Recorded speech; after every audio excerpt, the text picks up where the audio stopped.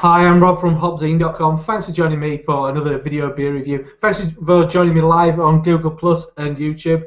I'm joined by a very special guest today. We've got Steve from the Beer O'Clock Show podcast. Hi, Steve. Hi, Rob. How you doing? Very good, very good. So we're going to be looking at a beer from London, as Steve is a well-known kind of podcaster from London, an expert on all things beery from the capital. And the beer in question is FourPure Brewing Co.'s Session IPA, 4.2% ABV, and it comes in a can. I mean, I think there's only probably FourPure and Beavertown who are doing cans out of London. I mean, at the moment, London's just blowing up all over the place. Yeah, it's just the two of them that got permanent canning lines at the moment. I know maybe there are some others that are looking into it, and I've heard some suggestion of one of these mobile canning units that might be doing the rounds as well. That's quite popular in the States. So I think we may see an explosion of cans over the next 12 to 18 months.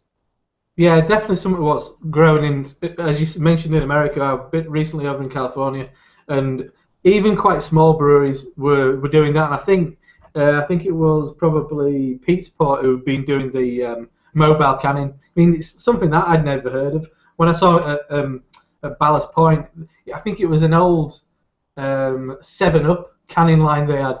Tiny little thing, all hand kind of operated. Mm-hmm. Anyway. Yeah, I think it is certainly. I know a lot of people have kind of coined on to this phrase, but it is certainly the summer of craft cans. Absolutely. I mean, and some of the cans coming in from America, absolutely fantastic. Oscar Blues, Scar, and Founders doing cans now. I mean, and for me, a lot of the time those cans are a little bit better, a little bit fresher. I think it really suits primarily kind of hoppy beers. Absolutely, yeah. Cool. So I'm really thirsty. Shall I get it open? There's something pleasing about that sound as well, isn't there? of opening a can. You just don't get that from a bottle. You don't, do you? And but that's it. There's quite a stigma attached to cans, I think. I mean, it's cans of lager and stuff like that. But I mean, I think it's a really brave move that they're kind of like going into canning, because there's such a practical format. Absolutely, you can carry them around easily. They're perfect for a picnic or for a barbecue. A lot lighter to can, a lot more durable in the bag. They're certainly the way forward as far as I'm concerned. And when you're carrying a big stash home from the shop, you don't sound like a complete alcoholic with your bottles rattling around. Yeah, absolutely, yeah. So beer in the glass. For me, quite a nice pale orange. Yeah, I'm getting a lovely kind of orange glow off of it. There's some serious carbonation in there as well at the moment. It's just kind of fizzing around the edge of the glass. Yeah. Really nice, quite dense, kind of whipped up egg white, pure white head. Looks good. I mean, I think that might be one of the things with cans. You don't often get a flat can. Can you get a flat can? I don't know if you can. I've never had one. Yeah, no. Certainly all the ones I've tried so far, and I've been lucky enough to try a couple of the Beavertown ones as well. They've been just perfect coming out of the can. I haven't had the chance yet. I mean, I am looking forward to, especially the release of Gamma Ray. I mean, I'm a big fan of that beer. It's going to be a good thing. Anyway, so let's check out the aroma. There's a nice kind of citrusy pine to that. A little bit of hint of caramel in the background. Yeah, I think it's fantastic. Yeah. Bold aromas for a session IPA. Absolutely. I'm getting. It definitely smells like, I presume they're using pellet hops, as I mean, a lot of their beers are inspired by their travels to America. So they're probably using pellet hops, but there's something about it that reminds me of like whole leaf hops, do you know when you dig it out of a bag of whole leaf hops? It's really got that kind of ridiculous amounts of probably dry hopping, I'd say. Mm-hmm. And do you think the fact that it's in a can is adding to that freshness that you're getting on the aroma there? Absolutely. I mean, that's why they're often referred to as nano kegs, aren't they? I mean, it's that freshness is absolutely jam packed in there. But once again, I mean, the style of the Session IPA is huge in America at the moment. I mean, everybody seems to be brewing one. The British drinking culture, well known for lower ABVs, lower ABV drinkable kind of beers. America now taking that on because they were just always they were kind of excelling in high ABV beers. Now they're kind of scaling back, but implementing that those kind of traits that everybody knows and loves about American craft beer in that ridiculous amount of late hop character.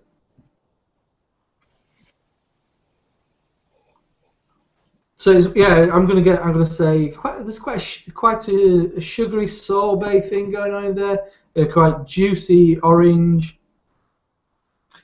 Quite kind of like dry lemony kind of rind. Mm-hmm. There's lots of citrus in there, isn't there? That's just kind of pouring out of it. Yeah. I mean, very much so. That malt bill is taking a back seat, really.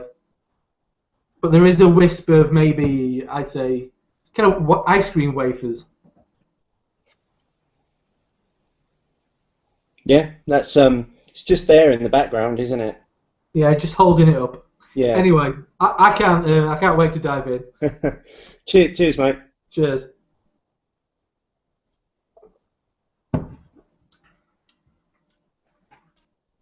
It's good.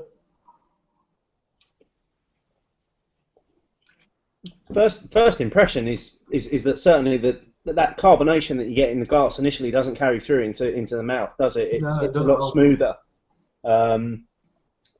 It's leaving a lovely sharp, dry, bitter finish in on the palate there. It's just, and it makes you want to go back in for more to kind of wash that away. Absolutely, yeah. I mean, it is relatively balanced. I mean, I think first off, it is relatively quite watery, but that kind of hop, that fristle of hop is kind of like building up, but it kind of moves along quite gently to start with, and then it does really start it hangs around. It really kind of amps up on the aftertaste. That's where all its flavour seems to be is in that aftertaste. You don't get much of it as you're drinking it and taking it down, but once it's washed its way through, it's the flavour's all there, and it's kind of hitting you, and it's, as I say, it's making you want to go back for more, which I suppose is the intention of a session IPA, is that you just want to keep drinking more of it. Yeah, I guess that's it, isn't it? Because it is massively thirst quenching, and it's easy going. I'm maybe picking up a little bit of kind of like maybe mandarin, maybe kind of melon, something a bit watery, not quite as kind of impactful, not a massive kind of hop flavour. The back end, it really starts ramping up. Really dry, pithy orange, I'm going to say, and like a big dry grapefruit. That was exactly the word that I was thinking. It's got a big grapefruit finish. It's got that kind of the real bitterness of grapefruit. And that just comes through right at the end there and really hits you. Yeah, probably better than I remember having it a while back at the brewery on probably on keg at the point. Didn't kind of grab me as this is. I mean, this is really good. Reminds me of drinking Stone's Go-To IPA. Really similar experience with that kind of gentle, kind of meandering hop flavour, and then that kind of like sudden like onslaught of kind of hot bitterness. And you've got to, as you said, you've got to go back to it because it is really quite bitter. And you know when you take that next mouthful, that's going to drop off again, and then it's going to come up again. So it's quite a rewarding kind of drink. Absolutely. And like you say, you just want to keep going back in and in and in, and just keep drinking it and just keep enjoying it as well. Yeah. So you guys at the Beer O'Clock Show podcast, you had a little bit of a tour around the Murky Mile down in Bermondsey. the Bermondsey Beer Mile, as we call it down here.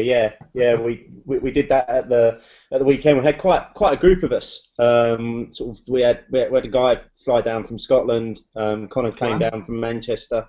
for it as well, and then kind of a group of us from down here. It was a good day out actually, because you've got the 5 breweries within the mile there.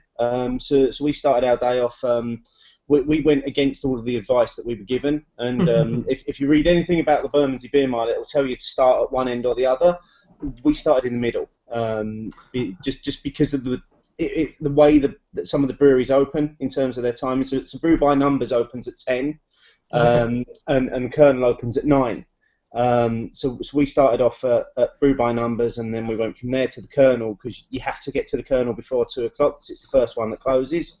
And also, you're not going to get a seat unless you're there before 12 o'clock. Absolutely. We got in, I've got to say, we got in at about 5 to 12. By 12:15, you couldn't move in there. It was absolutely rammed. So yeah, we did the Colonel, and then we went to Partisan, and then to FourPure, which is kind of at the very far end of the Bermondsey Beer Mile, and then we came back to Anspachen Hobday to finish the mile off, and then we also eventually ended up wandering down and finding ourselves in the Rake as well, which I'm sure many beer fans are well aware of the Rake. So what were your experience like at FourPure? FourPure, just outside of that kind of that stretch of breweries in Railway Arches, they've opted for a bigger facility in a little kind of industrial estate, just a little bit further away from probably Partisan's next one on the route, isn't it? As you sort of come back from FourPure, the next one down is Partisan. Yeah. So what was your experience like there? It was lovely actually. It was I mean we probably got there about between 2 and 3 o'clock, so it wasn't overly busy. It's like you say, it's the thing that sets it apart from the other 4 breweries is that it's in an industrial warehouse rather than in a railway arch, so it feels a lot more airy, it feels a lot more spacious. It's really nice the way it's just laid out, sort of trestle tables and benches, a table tennis table that you can just help yourself to for a game, and more cans than you can throw a hop at, to be honest with you. The place is like a fortress of empty cans at the moment, just waiting to be filled. But it was a great, just a really nice, relaxed experience in there. I think there was a couple of people from the group actually found one of the guys from the brewing team, got a little bit of a behind the scenes look as well, so they were quite open to just letting people have a look around. Would highly recommend the pulled pork sausage rolls that they were doing as well, because they were stunning. Sounds good. By pulled pork sausage roll. Pulled pork sausage roll, yeah. Only in London. Yeah. But it was that was actually by that time of the day that we were all ready for one of those. But no, it was a really good experience, and like I say, I'd advise anybody doing the beer mile to take in all 5 breweries, but to think about the route that you're going to take, because obviously, you know, everybody wants to go to that temple that is the Colonel. Yes, absolutely. But you've only got a very short window to do that.